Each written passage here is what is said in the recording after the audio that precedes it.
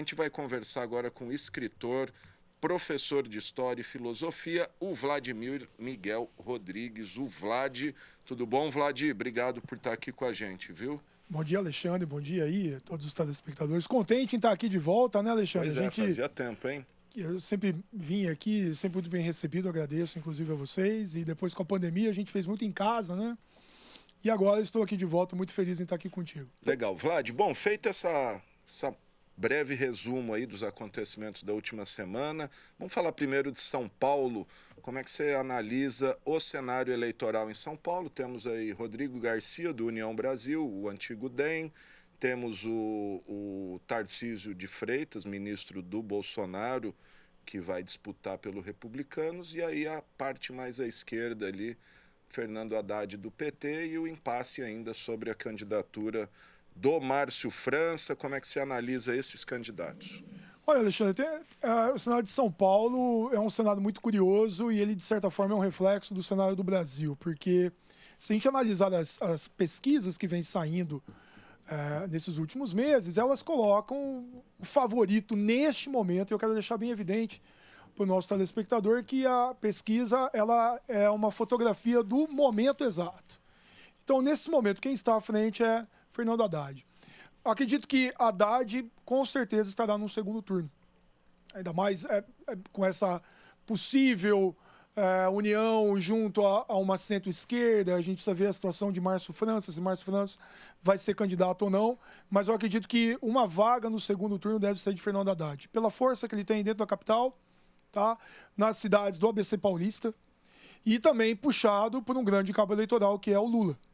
Então, eu acredito que Haddad deve estar no segundo turno. O movimento de Boulos, desistindo da candidatura a governador do estado para sair da candidato federal, foi um movimento muito importante, porque ele fortalece a candidatura de Haddad, porque quem votaria em Boulos certamente votará em Haddad, e ao mesmo tempo fortalece a bancada do PSOL pela questão da cláusula de barreira e tentando trazer uma votação aí histórica, vai disputar com o Eduardo Bolsonaro, talvez com o Moro, o principal...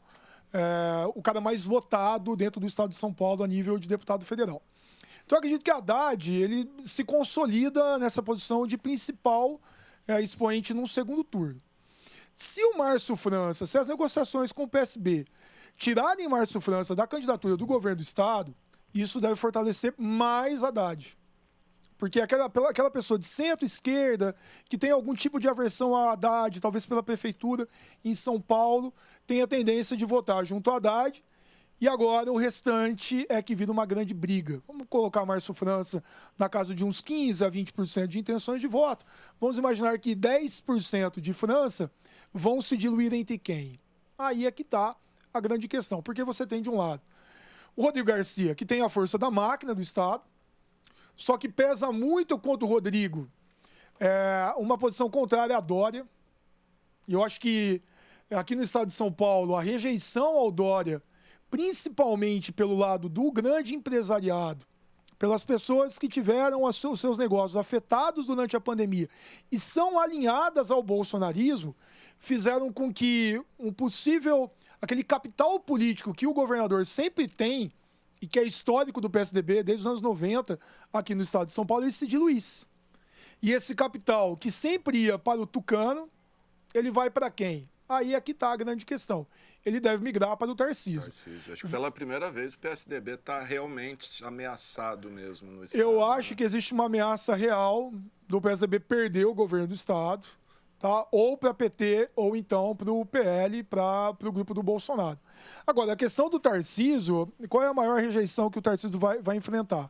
Ele vai enfrentar a rejeição contra o bolsonarismo, só que aqui é um jogo duplo, né? Porque ao mesmo tempo que ele tem a força do bolsonarismo, ele tem a rejeição ao bolsonarismo. E daí ele vai sofrer as questões que envolvem também o fato dele não ser do Estado, não é né? paulista, né? Ele não é paulista. Isso vem sofrendo ataques nesse sentido por parte até do grupo do Rodrigo Garcia, o que é natural dentro da eleição. Então ele vai ter que superar essa resistência do bolsonarismo pelo fato de ele não ser do Estado de São Paulo. Num eventual segundo turno entre Tarcísio e Haddad, aqui seria mera especulação, daí, meu amigo, vai sair, digamos, pancada para tudo quanto é lado, e a gente não consegue imaginar, porque isso vai depender do cenário da eleição nacional. Porque você pode ter Lula e Bolsonaro e você pode ter Tarcísio e Haddad. E aí, meu querido, eu acho que vai ser um nível... Pensando no que aconteceu em 2018, fake news e daí para baixo, né? Mas eu acho que ainda é muito cedo para pensar nessa questão. Eu acho que a gente tem que visualizar quem vai para o segundo turno, possivelmente com Haddad. Eu apostaria nesse momento no crescimento de Tarcísio, ainda mais se Márcio França não estiver em jogo. Eu acho que o campo de crescimento para a candidatura de Tarcísio é muito grande. E tem o fato também do Rodrigo ser pouco conhecido fora aqui do interior, da região noroeste, que, claro, a gente conhece ele porque ele é daqui, mas Grande São Paulo ali, litoral, Vale do Paraíba. E aí entra num ponto, né? Quando a gente olha, pensa em Rodrigo, né? A importância que o Rodrigo tem para a região, isso é inquestionável. Só que a gente tem que pensar no eleitorado que é de massa, que é o eleitorado da Grande São Paulo. Então, qual é o conhecimento de Rodrigo dentro da Grande São Paulo? E até fazendo uma comparação, para fazer uma provocação aqui, se Ricardo Nunes teria sido eleito prefeito de São Paulo se não fosse vice de Bruno Covas. Sem dúvida. Então, acho que essa é uma questão interessante. Cara, exato, né? ninguém o conhecia. E até uma questão que a gente deveria repensar quanto à nossa representatividade, né? Se morre o prefeito, morre o presidente, a gente tem o histórico de Tancredo com Sarney e agora, mais recentemente, né, num nível menor, mas na maior capital do país, em São Paulo, né? Morre Bruno Covas, um eleitorado muito importante, e assume Ricardo Nunes, uma pessoa que possivelmente não teria sido eleita se não fosse vice. Aliás, é uma sina dos paulistanos, né? Não ter o prefeito que é eleito governando até o fim. Acho que só o Haddad foi até o fim ali, porque a maioria tem Kassab, que Serra renunciou. Dória renunciando. Então você tem um histórico recente em São Paulo que eu acho que deve ficar de norte aí para as próximas candidaturas. Ô Vlad, falar um pouquinho da... Bom, no Senado ainda não tem nada definido, né? Acho que o único nome mais ou menos colocado aí para o Senado é do apresentador da Atena, mas que sempre coloca o nome e na hora do vamos ver acaba desistindo. A gente não tem aí o nome do PT, nem do PSB, nem PSB talvez, fala-se do França, né, num acordo. E passa ali. justamente pela negociação Sim. do governo do Estado junto ao PSB, né? Então, por exemplo, se Márcio França renunciar à candidatura para um apoio a Haddad, França seria vice de Haddad, ou França seria candidato ao Senado. Então, acho que gera esse impasse. E isso abre a possibilidade de algum outro tipo de candidatura. De uma candidatura de um outsider, talvez. Porque na última eleição a gente teve Mara Gabrilli, que faz um trabalho muito interessante, principalmente com as pessoas portadoras de deficiência, mas ela é uma pessoa que não era muito conhecida dentro do Senado. Né? Então, essa vai ser uma eleição muito interessante, porque a última ela foi muito marcada pelo lavajatismo, Sim. pelo antipetismo, né? Pela condenação do PT, e me parece que, nesse momento, isso é uma página um pouco virada, digamos assim. Não deve se repetir, né? Eu acho que esse cenário não se repete. Eu acho que o que vai está no centro das discussões da eleição de 2022 é, acima de tudo, a situação econômica do Brasil. Lembrando que esse ano é uma vaga apenas para o Senado, é a vaga do José Serra, se eu não me engano, porque na última foi a Mara Gabrilli e o Major Olímpio falecido. Tá aí outro exemplo também que tem que ser discutido, a questão do suplente no Senado, né? Normalmente é uma pessoa totalmente a gente não isso é um mal, né, do brasileiro. Muitas das vezes na maioria das vezes, eu me arrisco a dizer que a gente não vê quem é o vice e nem quem é o suplente do Senado. Tem até uma corrente que defende que, em caso de vacância do Senado, seria o segundo mais votado, que é justo, né? Em vez de assumir um mero desconhecido. Falar um pouquinho do cenário federal, Vlad, nacional, acho que a grande jogada até o momento aí é quem vão ser os vices, né? Do Bolsonaro fala-se do general Braga Neto e do Lula, o ex-governador Geraldo Alckmin, que surpreendeu até muita gente ao deixar o PSDB para ser possivelmente aí cotado vice do Lula. Você acha que o Alckmin agrega alguma coisa ao petista?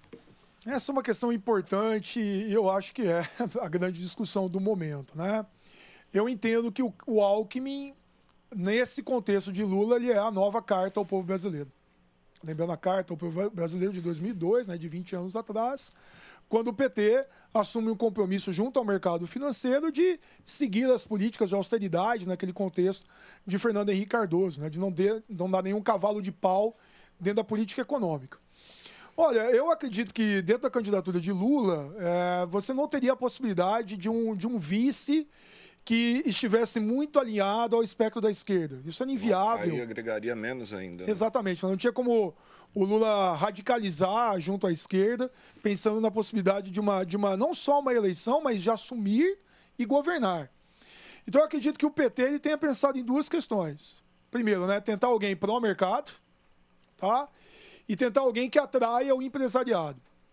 Dentro disso, você conseguir trazer o eleitor em dúvida, ou talvez, olha, o Lula vai radicalizar depois da prisão. Então, eu acho que o Alckmin, nesse sentido, é uma tentativa de confiança junto ao mercado financeiro, tá? Por tudo que ele representou dentro do Estado, e até para um eleitor mais conservador, tá? O eleitor religioso, inclusive, por aquilo que o ex-governador representa.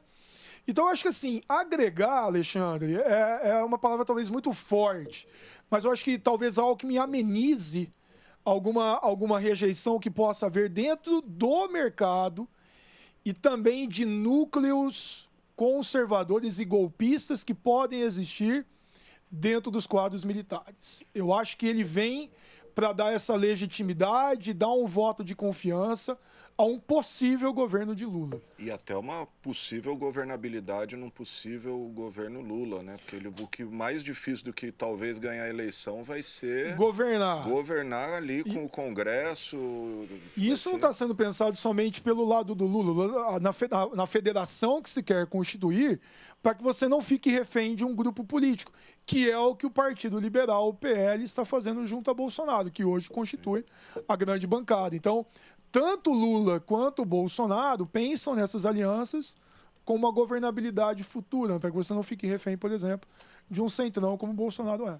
E no caso do Alckmin, nem é novidade um vice desse tipo para o Lula, né? Lembrando que em 2002 ele escolheu o mega empresário Zé Alencar, também na época no PL, né? Mesmo PL que hoje tá com o Bolsonaro e acabou sendo um grande parceiro aí do Lula. Ô Vlad, o voto jovem, até que ponto esse voto jovem, que a gente tem visto até campanhas aí estimulando o jovem de 16 a 17 anos tirar título, até que ponto isso influencia? Algumas pesquisas entre a camada mais jovem, até um pouco mais, 25 anos, colocam o Lula até quase com 60%, né, de... O voto jovem é um voto de disputa hoje, né? Se a gente olhar, por exemplo, numa última eleição importante, que é sempre um reflexo para nós, a eleição norte-americana, né? E lá não há obrigatoriedade do voto, como não há obrigatoriedade para o voto para o jovem de 16 e 17 anos. E ele está sendo muito disputado por ambos os lados, tá? E ele pode ser um fator de diferenciação? Eu acredito que sim. Tá? A gente não sabe exatamente como que vai. Essas pesquisas são um retrato de hoje, a eleição é daqui 6 meses.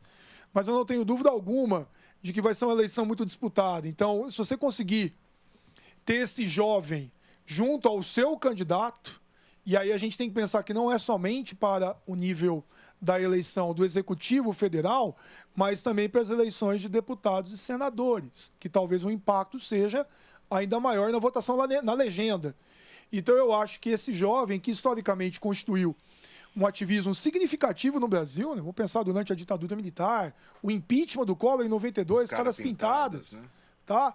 As jornadas de 2013, em que nós vimos milhões de jovens nas ruas, eu acho que sim, ele pode ser um peso decisivo. Agora, para isso, ele precisa tirar o título de eleitor, e você, jovem, se tiver interesse, acima de tudo, nos próximos governantes do seu país, para a tua oportunidade de emprego, para a tua universidade, é fundamental que você escolha, dentro daquela tua ótica, o melhor candidato. Na tua avaliação, qual o principal desafio o próximo presidente? Porque muitos falavam na corrupção na eleição passada. Parece que essa não é mais hoje a preocupação, pelo menos para a maioria dos brasileiros aí. Olha, Alexandre, eu tenho certeza que o tema principal vai ser economia. Eu acho que o tema combustível, energia, vamos dizer por extensão, vai ser um tema fundamental. Mas talvez se eu morasse no Rio de Janeiro, eu também pensaria em enchente, eu pensaria em moradia, né? Se eu estivesse em São Paulo e fosse um morador sem teto, eu pensaria em moradia, e é óbvio que tudo isso passa pela questão econômica. Eu acho que a gente precisa discutir como melhorar essa situação, geração de emprego e inflação que está corroendo o poder de compra do brasileiro, principalmente motivado pelas questões energéticas. E comida, né? Comida subindo aí, pesando diretamente no bolso dos chefes de família. Para a gente finalizar, que eu sei que você está com o tempo curto, Vlad, importância de ficar atento às fake news. Olha, Alexandre, há 4 anos, na verdade, a gente visualizou aqui aquilo que havia acontecido na Inglaterra no Brexit, na eleição do Trump em 2016, e a gente teve uma eleição de 2018 muito baseada em fake news. Então, eu acho que hoje a gente já tem ferramentas para conseguir, pelo menos, suavizar isso. Mas eu acho que, de maneira geral, aquelas pessoas que já vivem o ambiente da fake news, e essas pessoas acreditam nessas coisas, você dificilmente vai conseguir desconstruí-las. Mas para você que é atento dentro de WhatsApp ou qualquer outro tipo de rede social, tá? E você gosta de ler, de ter a informação, por favor, verifique a veracidade. Você tem ferramentas aí dentro da internet, de fato ou fake, que desmentem rapidamente essas notícias. Então, acho que a gente deve ter um cuidado redobrado, mas hoje a gente já tem instrumentos para combatê-las, coisa que há 4 anos era uma certa novidade para o cenário eleitoral. E não sair compartilhando qualquer bobagem que recebe em WhatsApp. Ah, não é verdade, mas poderia ser, é só uma brincadeira, mas isso tem impacto. Ô Vlad, quero te agradecer mais uma vez por estar aqui com a gente. Obrigado aí pela tua participação, tua análise sempre precisa das coisas, viu? Obrigado, parabéns aí pela jornada. Eu que agradeço, estou sempre à disposição e vamos aí ter conscientização e fazer um Brasil melhor. É isso aí. Bom, tá então, gente, professor, escritor Vladimir Miguel Rodrigues, doutor em História da Literatura, né? História e Literatura. É isso aí, um dos professores mais conhecidos aqui da nossa cidade. Obrigado ao Vlad.